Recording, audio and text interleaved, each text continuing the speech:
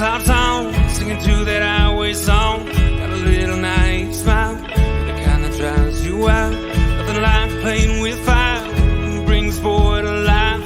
Beat you with a fuse you light, you're good, you're dynamite.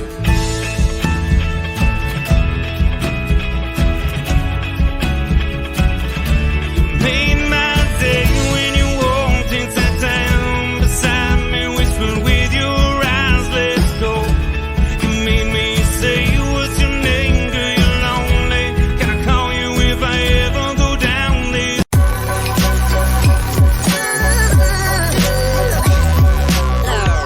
The following is a presentation of the Belly Up Sports Media Network.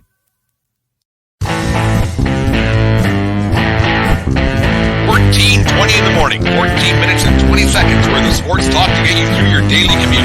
Hot takes, recaps, best bets, and a little humor to get your day going in the right direction. Sit back, grab your coffee, and let's get into it. All right, 14:20 in the morning for this first day of September, Labor Day weekend show coming at you here, 14:20 in the morning. Thank you very much for joining us today and each and every day here at 1420 World Headquarters.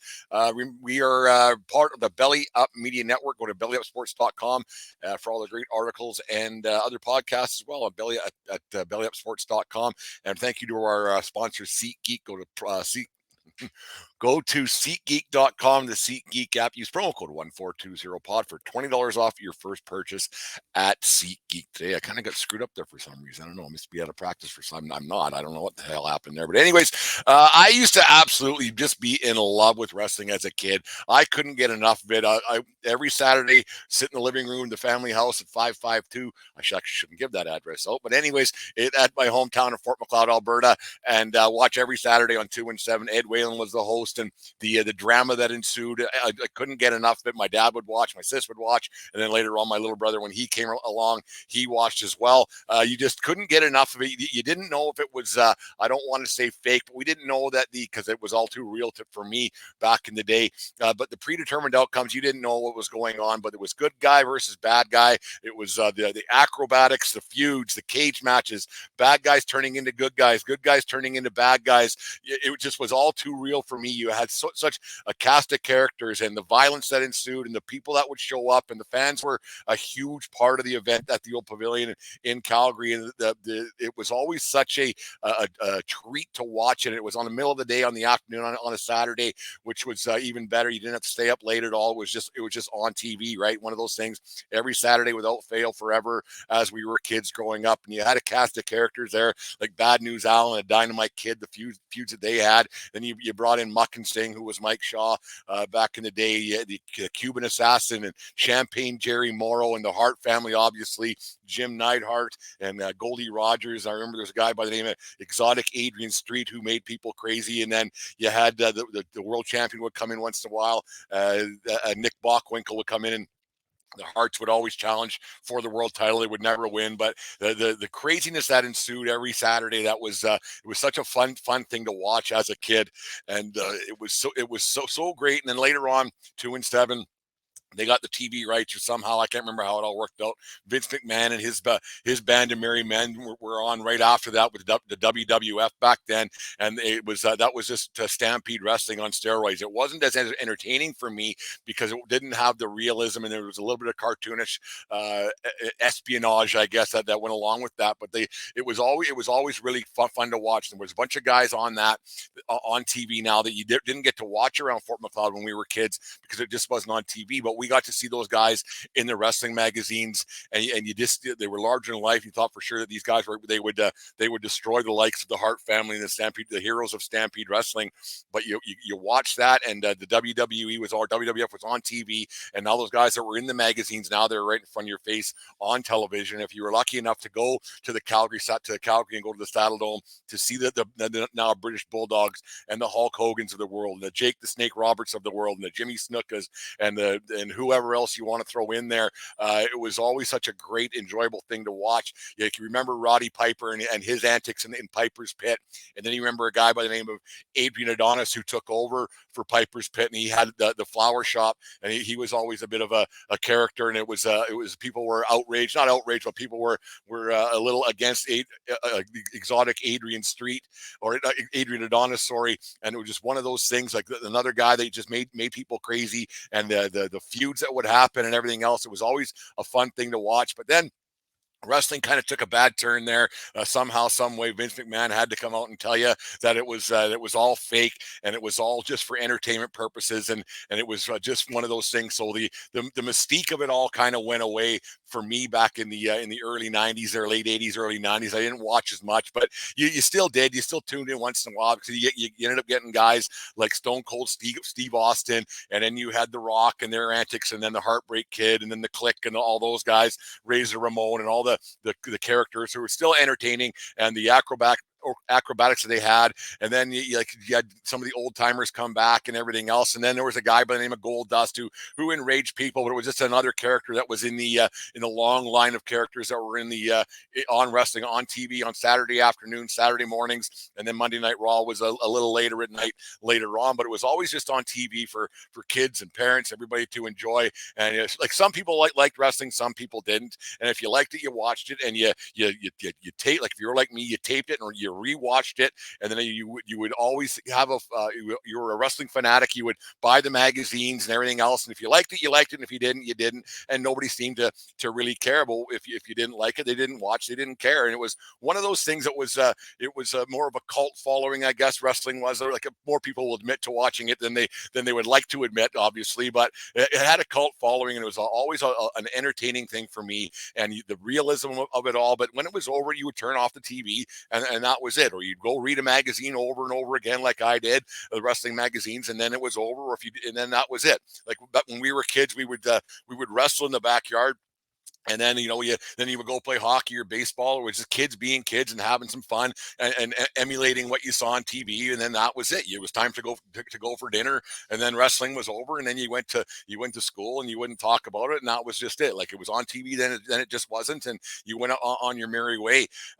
It's crazy how people, I mentioned a few names there that's I don't know if you guys caught that, what I'm trying to get at here, but in my roundabout sort of ways, rambling on a Friday morning here, but I have a reason behind this. But you notice I mentioned a few names that when I was talking about wrestlers of the past, like exotic Adrian Street, like adorable Adrian Adonis, like Goldust. And if you want to go even further back, there was a guy by the name of Gorgeous George in the black and white TV days. Obviously, I'm a little bit too young for the black and white TV days. We did have a black and white TV, but like, you go way back into the 50s, there were these wrestlers who portrayed gay characters, and they were they enraged people. And then you watched it, and the next match came on, you forgot about that guy, and the next match came on, and then the next week you go back and watch him again. And it was always just a funny thing that you thought about it, and then the next match came on, and it was just over. And then, like, if exotic Adrian Street was on there, you said, man, that guy's a little bit weird, he's different. And then that was it. And then adorable Adrian Adonis was on TV. You watched his shtick, and you watched him on the flower shop, and then the next match would come up, or Roddy Piper's Pit would come on, and that was it. You forgot about it. And it didn't hurt anybody, and it didn't change anybody's way of thinking. It was just entertainment. So you watched it, and you enjoyed it, and then you just went on your merry way, and you did things. You had families that would go. You had fathers that would take their sons and daughters to these events, and the place were packed. You had daughters and sons probably dragging their moms and dads to go, because their parents probably didn't want to go a whole bunch, or vice versa. And they went, and it was done. And nobody got hurt, and nobody was protesting, to my knowledge, outside of the arenas back in the day. Nobody was getting upset. Nobody was causing a ruckus because there was a person dressed up as a woman on television, or a person portraying themselves as homosexual on television. Or nobody was at the arena protesting inside the arena because somebody was dressed up as a woman and pretending to kiss another man. It was all entertainment, and in general, people knew that's what it was, and nobody got outraged. Nobody was jumping over barriers trying to beat. And to my knowledge, I could be wrong about some of these things, because people at wrestling events back in the day did get a little bit rambunctious in the stands. But in general, people just were entertained. They watched it. They laughed. They smiled. They cheered. They yelled. They may have said the odd obscenity out loud, but if they were with their kids, they probably didn't. And they went on their merry way. And then the next week they would do it all over again, because that pavilion in Lethbridge or in Calgary, it was packed every Friday night, and it was portrayed on TV on Saturday morning or Saturday afternoons every week. And then you had WWE was on or WWF was on television all over everywhere, right across the country. They had multiple shows going on. The buildings were packed, arenas were packed, and nobody cared. It was just on. You were entertained, and you turned it off. The reason why I'm talking about this is that nobody, to my knowledge, actually, you know what? I'm going to 100% say this. Nobody was turned into a gay person because they watched wrestling back in the 70s, 80s, and 90s. If you're gay, you're gay. Wrestlers weren't, parents didn't have to worry about that kind of nonsense going on, because you know what? When you're gay, you're born that way. That's just the way it is. You aren't groomed by a character on TV to become gay. You're not. Drag has been around forever, and that's where I was getting at with this long-winded story. Wrestling, you could portray some of the characters were dressed in drag, and it was an act, and it was something to entertain and just be fun, and have another way of trying to make a couple of bucks, and another way of getting the people into the buildings, and on and on. So if you want to talk about like, there was a situation I'll get to in half a second, but parents weren't worried about that kind of stuff back then, and they shouldn't be now. For this ridiculous, there's a pride situation, a pride event in Fort Macleod, where I'm from, last weekend, and there was some protesters there, as there always is, and they were being there wasn't a large contingent. I don't want to scope my whole town into this, but there was a contingent of people there, and that were causing a disturbance at the Pride festivities, Pride in the Park Day in Fort Macleod, and they were unplugging the microphone and on as the speech were going and the entertainment was happening, and they were just being all around nuisance, and they were kind of being intimidating from what I've read and what I've heard. But they just the Pride the Pride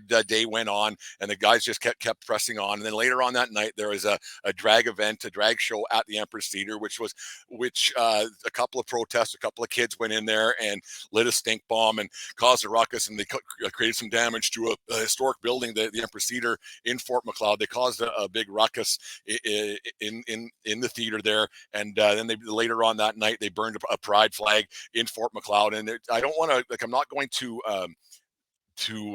put every person who was in there or protesting in that extreme, because there's always extreme people, and it happens all over everywhere, across United States, Canada, Europe, wherever, that these pride events. There's one in Calgary this weekend, that there are protesters, and that's your right to protest. It's not your right to pick and choose what your freedoms are and what aren't. It's not your right to cause damage. It's not your right to intimidate. It's not your right to say to speak ill will and speak untruths, because it's not the freedom of speech isn't a thing when you're not telling the truth.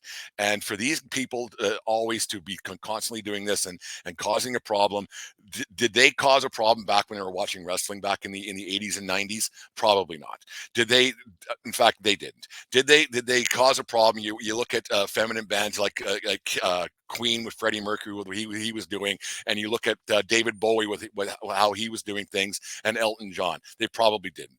Do they listen to that music? I don't know. Who knows? But the drag thing's been going on for a long time, and why this is the flavor of the week in the last few years, I have no idea. Do I find it weird?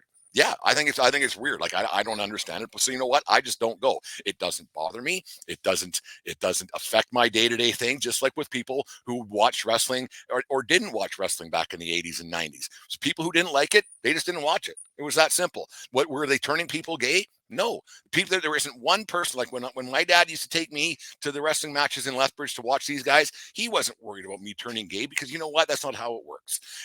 They're not grooming people to take them home. They're not telling kids to go and make sure and go get a sex change, because you know what? If they got sex changes, they wouldn't be in drag. They would be identifying as a woman. Like, it's all weird. It's all different. It's all something that's different in our world now. But the thing is that these people who feel the need to protest in the name of Christianity or whatever it might be, they should maybe go to a Catholic church and protest that, because those people are actually grooming people. And we don't want to get too deep into this. I'll probably get canceled. There's going to be people who will probably never listen to my show again because of my beliefs and my thoughts, and that's fine. That's fine. But I might gain some listeners, and that's not why I'm broadcasting this today. It's to me, it's odd that people will pick and choose what is right and what is wrong. You hear all the time about kids getting molested, and like a lot of times it's by a preacher, it's by a member of a church, it's by there's something down in the States, there's cops that get nailed by it, there's politicians who end up on the wrong side of the law for this kind of stuff, and that's the kind of stuff that needs to be protested, and that's the kind of stuff that people need to talk out about. People dressing in drag aren't doing anything different. Just they're not doing anything nefarious. You can never find me one, and I could be wrong, but you find me one article that talked about a drag person trying to molest a kid. You never see it. Like I said, to my knowledge, you never see it. You never hear about those wrestlers back in the day who were trying to groom kids, because you know what? They weren't. And so this stuff needs to stop. These protests need to stop. This violence against the LGBTQ community, it needs to stop.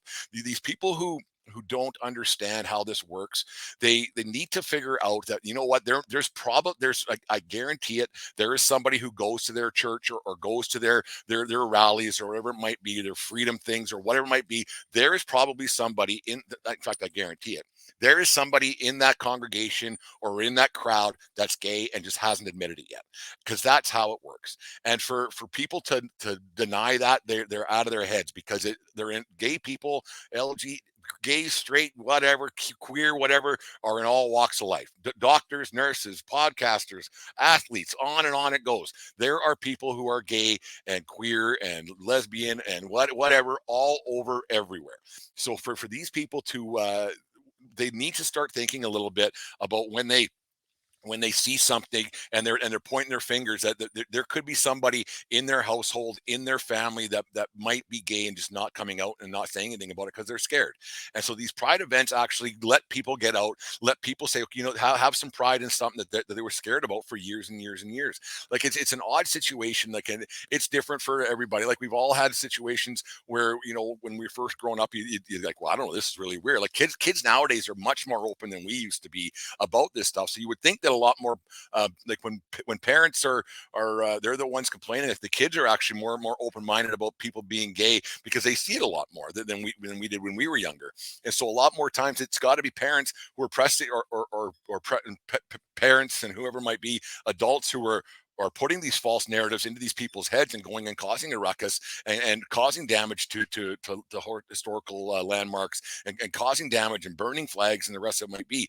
Like, it never happened during a wrestling event, so I don't know why it's happening now at drag events. This thing that happened in Fort Macleod, to me, it's a black mark on our town. It's not everybody, it's a small percentage, but it's a black mark that can't be erased, because it always takes a few bad apples to spoil the whole bunch, no matter what. But this one was an absolute black mark on our community, and those people who did it should be ashamed of themselves. And the people who tell these kids to do it, they should be more ashamed of themselves, because be better. It's not hard. It's not hard to be better. It could just be a better person. You wouldn't want someone doing that to your kid.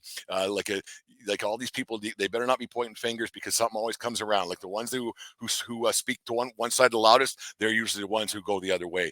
And if you want, like I said, if you want to start protesting stuff and you want to start protesting children being groomed, go to the Catholic Church and protest outside there. I've lived in Fort Macleod for a lot of years. Like I drive by churches here in Leopard all the time. I never once see a protester outside of a Catholic church who are known to have groomed children for the preachers have groomed children for their own sexual deviance, right? So that's something that's got to be addressed to a bigger thing. You never see these protesters going to outside of Congress halls in the United States where there's known pedophiles that have caused damage, and they've been arrested, they've been jailed and everything else. So Drag shows don't cause that. You never see a drag person. You never seen a wrestler. You never see, like, exotic Adrian Street was married to Miss Linda for a long, long time. So for him to be to come out as a gay, to be acting as a gay guy back then, and he just passed away a few weeks ago.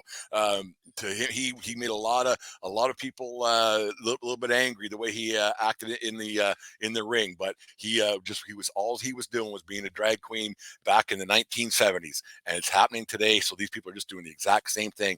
It don't hurt nobody. And you know what? If you don't want to watch it, don't. It's actually that simple. If you don't want to listen to this podcast, don't. Please do. But it's one of those things. Like, don't, like, it's just, if you have an opinion, you're allowed to voice it, but make sure you have factual opinions. Make sure you have not just spouting something off because you read it on Facebook, right? And like I said, I did, during this rambling speech today, I said, there, to my knowledge, none of that's happened. If you have something that you could tell me that's actually factual that's happened, let me know. Get back to me. You can find me everywhere on social media. I'm all over the place. If you listen to this, you probably don't know who I am. So get back to me. If I've missed something, let me know, because I really would like to know what's because I'd like to know facts, right? And it's one of those things. But this violence against gay people and this violence against queer people and ruining people, drag shows were happening for a long time. The music world, in rock videos and MTV and Much Music and wrestling shows, it's been happening for a very, very long time. And I didn't see anybody, people, and this is middle of the day stuff. It was on TV middle of the day that kids were just welcome to watch. And the parents were more than happy to take their kids to those things years ago.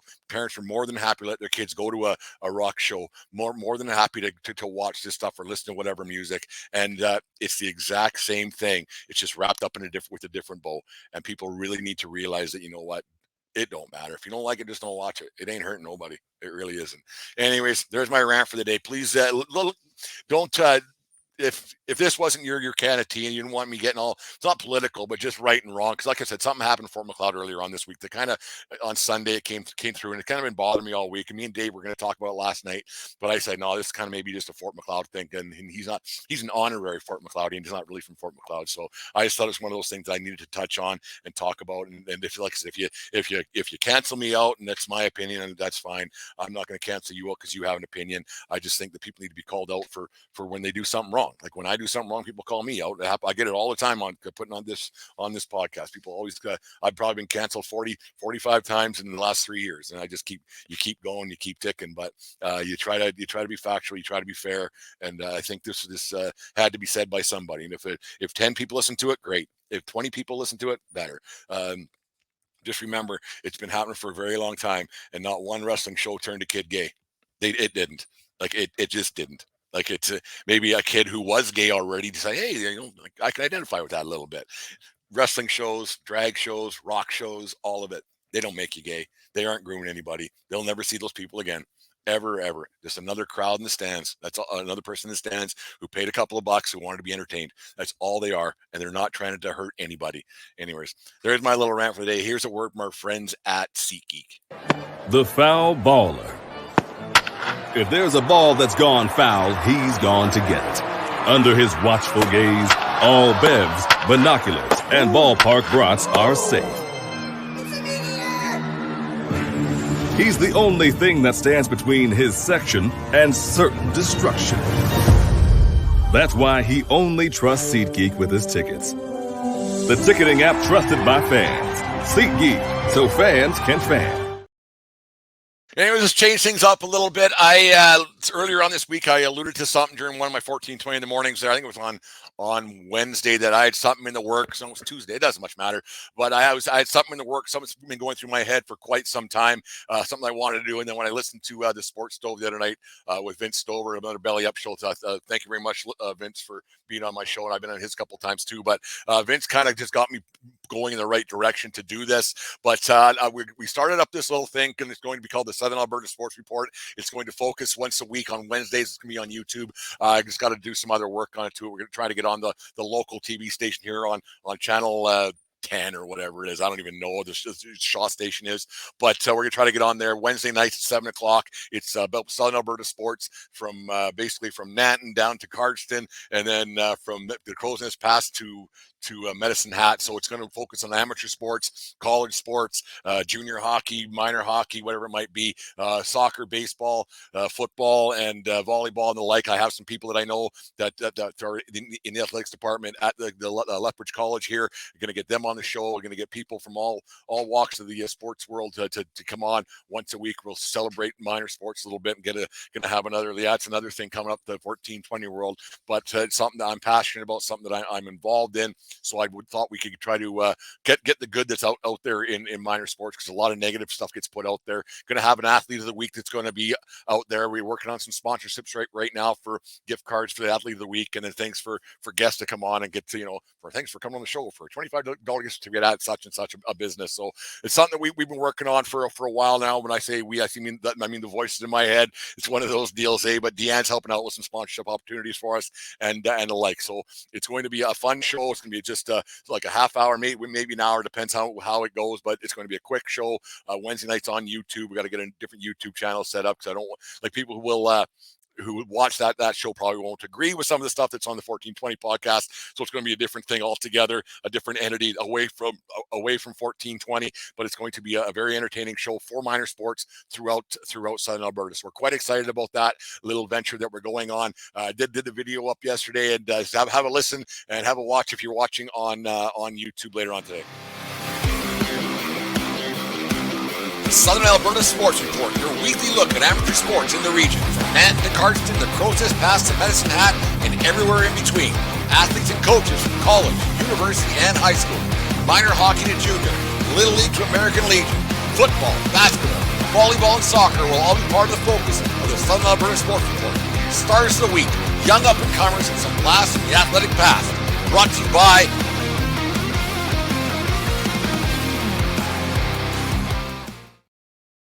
If you notice there, it was brought to you by without anybody. So if you still want to looking for sponsorship opportunities, if you want to sponsor that show, it'll be greatly appreciated.